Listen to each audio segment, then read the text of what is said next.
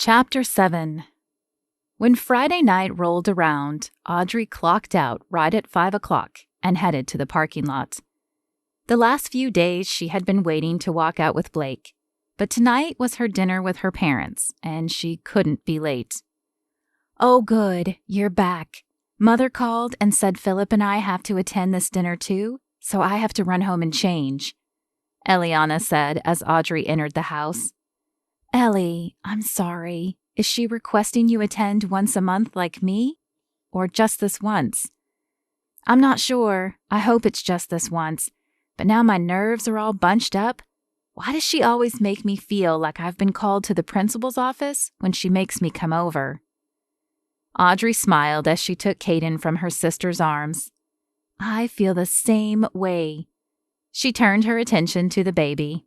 "How are you, little man? Caden was an angel today. I wonder how Mother will deal with a baby. Is it awful that I kind of hope he throws a fit and makes a big enough mess that she won't make us come back?" "I don't think so," Ellie said with a laugh. "I'd have the same thoughts. Okay, I have to run and change, but I'll see you there." Ellie's car wasn't at the mansion when Audrey arrived. She stifled the sigh threatening to escape. Seeing her mother again would be a lot easier with Ellie to act as mediator. A check of the clock revealed only a few minutes before 7, so surely she would arrive soon. After turning off the engine, Audrey grabbed Caden's car seat from the back and drug her feet up the walkway to the front door. It was just dinner, so why did it feel like impending doom?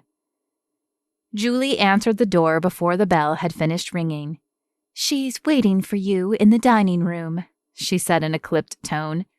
Audrey knew she had been cutting it close, but she wasn't late, unless her watch was off. Audrey followed Julie into the spacious dining room, decorated in creams and golds to make it appear more opulent. A large table filled the middle of the room, though Audrey could never remember having people at dinner. Her father, Bruce, sat at the head of the table, a newspaper open in his hands. Though he had the money to buy whatever technology he wanted, he had never given up the paper newspaper, claiming reading it online just wasn't the same. "Ah, finally. I thought perhaps you were breaking our deal," Evelyn said, rising from the chair next to her father. "Please come sit down and join us so we can eat before the food is ice cold." "I'm not late, Mother. My clock said it was 6:57 when I pulled in." Audrey worked hard to keep the irritation out of her voice. With an exaggerated gesture, Evelyn glanced at the diamond-encrusted watch on her wrist and pursed her lips. "Perhaps it is time you obtain a new watch. Mine shows 10 after 7, and I highly doubt you took 10 minutes to get here from the atrium." This would be harder than Audrey thought. Where was her sister to help out?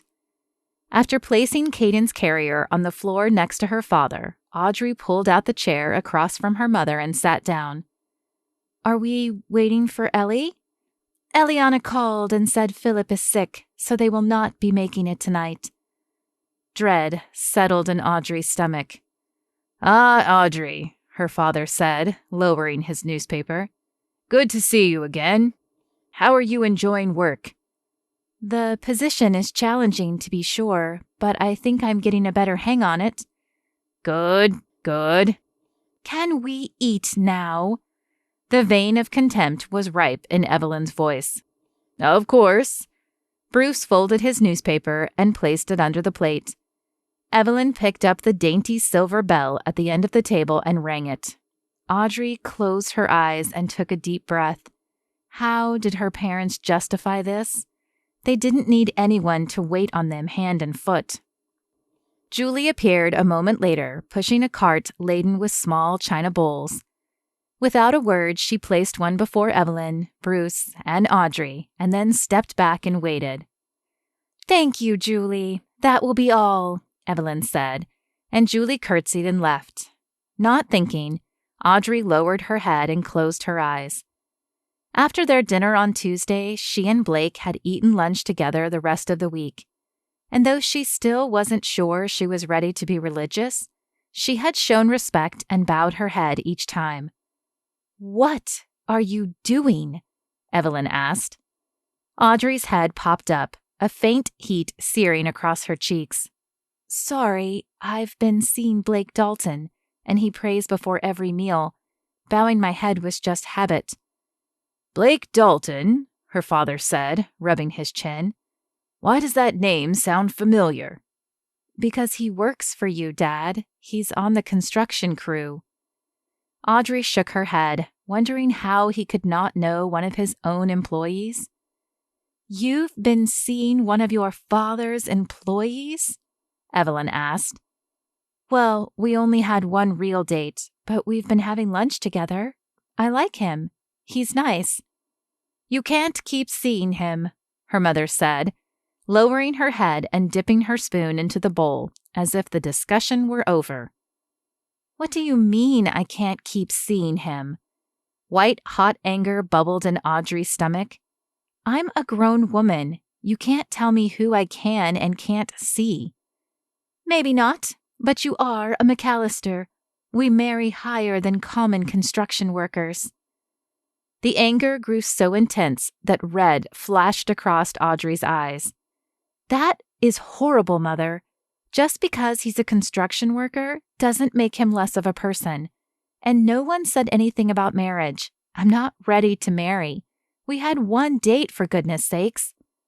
It took all of Audrey's strength to keep her voice even, as Caden was sleeping in the carrier beside her, and she didn't want to wake him. "Dad, tell her that Blake is a good guy." While Bruce rarely stood up to Evelyn, he was more level-headed and not as obsessed with status. "Blake is a good guy, but—" "I can't believe you two. This is the reason I moved away to LA," she said, emphasizing each word. "I didn't want to end up like you guys, so obsessed with money." "Why can't you find someone like Philip?" her mother asked. "Stop it. You've always compared me to Eliana. I was never smart enough or pretty enough for you. Now I can't even date the right guy? You know what? Fire me if you want. I'll pay back what I borrowed as soon as I can, but I'm going to keep seeing Blake." Evelyn's mouth dropped open, but before she could say anything, Audrey leaned down and grabbed Caden's carrier. "I'll show myself out." Her anger didn't fade as she stomped out of the front door and climbed into her car. Though as she closed the door, the fear set in. If she lost her job, how would she pay her rent? Without thinking, words spilled out of her mouth in a prayer. "Lord, I don't know what to do without help. Please show me what to do."